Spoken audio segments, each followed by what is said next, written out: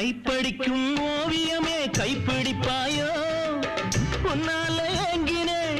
உள்மூச்சு வாங்கினே பைத்தியமானதுக்கு வைத்தியம் நீயே உன்னோடு வாழணும் இல்லாட்டி சாகணும் வெளியில வரணும் தரிசனம் தரணும் அழகிய கிளியே திருவடி சரணம் உருகாம உருகி நான் ஓட செய்கிறேன் ராதா ராதா ராதா